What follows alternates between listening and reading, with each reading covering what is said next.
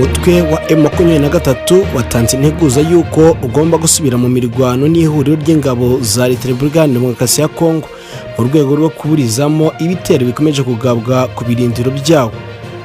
Murabizi ko ku munsi w'ejo M23 yabuze ibice byinshi cyane, ndavuga imijyi igera ku 8. Kuva mu kwezi gushize M23 yafashe icyemezo cyo gusubiza inyuma ingabo zazo ziva mu mujyi wa Walikale. Uriya mutwe rero uheruka kwigarurira ni icyemezo uyu mutwe wafashe mu rwego rwo guha amahirwe inzira y'ibiganiro by'ubuyobozi bwawo na Leta ya Repubulika ya Demokarasi ya Kongo mu rwego rwo gukemura amakimbirane yateje intambara yongeye kubura rero mu myaka 3 ishize.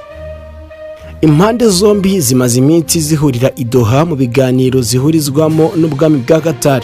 M23 cyakora ivuga ko mu gihe yabaye ihagaritse imirwano ihuriro ry'ingabo za leta rigizwe na FARDC, FDLR, Mayimayi, Wazalendo n'ingabo z'u Burundi zikomeje kwica agahenge ndetse no guhonyora uburenganzira bwa muntu.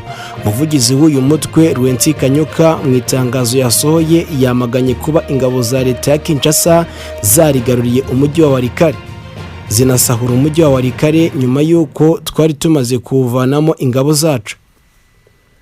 M23 kandi yemeje ko ingabo za leta zimaze iminsi zigaba ibitero byinshi mu duce dutuwe cyane n'abaturage ndetse no ku birindiro byayo iherereye muri teritwari ya Masisi, Walikale ndetse na Walungu. Ishinja kandi ingabo za leta ya Kinshasa ko bazikomeje kugaba ibitero byibasira abanyekongo bo mu bwoko bw'abanyamurenge. Ni ibitero birimo icyo izo ngabo zagabye ahazwi nka Point Zero na Biro Brika ku itariki 8 Mata. Ibyagabwe abatuye ahitwa Ruyenzi hagati ya tariki 8 n'iya 10 Mata ndetse n'ibyagabwe Ikavumu na Gahwera ku itariki 10 Mata bigasiga imitungo myinshi y'abaturage yangijwe indi gasahurwa. M23 yavuze ko igishyize imbere gukemura amakimbirane yo muri Kongo mu mahoro, gusa igashimangira umurate wo kurinda ndetse no gukingira abasivili ndetse no guhagarika ikitubangamiye tugisanze aho gituruka.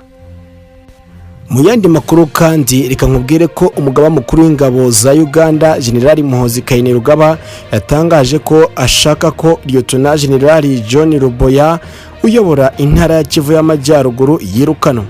Uyu general usanzwe ari umuhungu wa Perezida Yoweri Kaguta Museveni yavuze ko kuba Ruboya yakwirukanwa biri mu bintu bitatu yifuza muri Kongo. Ati ndashaka ibintu bitatu byonyine muri Kongo. Icyambere, muhagarike kwica abantu banjye, Abahima ndetse n'Abatutsi. Icya kabiri, muvaneho guverineri w'uburozi wa Ituri Ruboya. General Muhoozi kandi yasabye abanyekongo bishyura Uganda ku bw'ambasade yayo i Kinshasa yatwitswe. General Muhoozi amaze iminsi arebana ayingwe na Lieutenant General Ruboya ashinja kuba yarakunze kwitambika ibikorwa byo kurwanya umutwe w'iterabwoba wa ADF ingabo za Uganda zimaze igihe zifatanyamo n'iza Kongo Kinshasa. Amushinja kandi kuba ari we muyobozi w'umutwe wa Kodeko umaze igihe akorera ubwicanyi bw'indengakamere abanyekongo mu bwoko bw'Abahema. Mu minsi ishize General Muhoozi yateguje uriya mugenzi we wo mu ngabo za Repubulika ya Demokarasi ya Kongo ko azamuta muri yombi. Nyiri kuri General Muhoozi Kainerugaba kandi reka nkubwire kuri aya makuru. Umugaba mukuru w'ingabo za Uganda UPDF General Muhoozi Kainerugaba ukunze gutangaza ibintu bikunze kuvugisha abatari bake. Kuri ubu rero aremeza ko yisubiyeho ku cyemezo cyo gufata umujyi wa Kisangani muri Repubulika ya Demokarasi ya Kongo mu mpera z'ukwezi gushize kwa Werurwe nk'uko asanzwe abigenza. General Muhoozi yagize atya ajya ku rubuga nkoranyambaga rwa X rwahoze ari Twitter asaba umutwe wa 23 gufata umujyi wa Kisangani mu gihe izi nyeshyamba zirwanya ubutegetsi bafitanye amasezerano ya gisirikare na UPDF. Ntibyarangiye aho kuko nyuma yasubiye kuri Twitter noneho avuga ko M23 niba itihuse mu gufata Kisangani ingabo za Uganda zizabyikorera ndetse ku itariki 25 Werurwe agira ati Kisangani turayizeye mu izina ry'Imana yacu Yesu Kristo.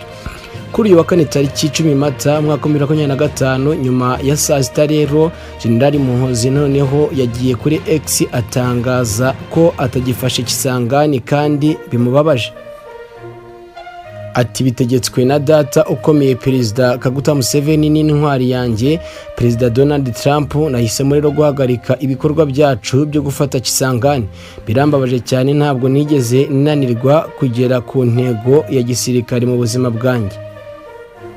Ikigaragaza ko General Muhoozi abasa nk'ushaka kumva ibyo abantu bavuga. Nyuma y'isaha imwe yasubiye kuri X asaba imbabazi kubw'amakuru atariyo atanze. Avuga ko ubutumwa kuri radiyo butumvikanaga neza, yemeza ko bafite uburenganzira bwo gufata Kisangani. Kisangani ni umurwa mukuru w'intara ya Chopo uherereye ku ruzi rwa Kongo mu burasirazuba bw'ikibaya cya Kongo rwagati muri Repubulika ya Demokarasi ya Kongo. Reka ngushimire cyane we twakomeje tubana muri aya makuru. Ngiyewe nitwa Kwizu.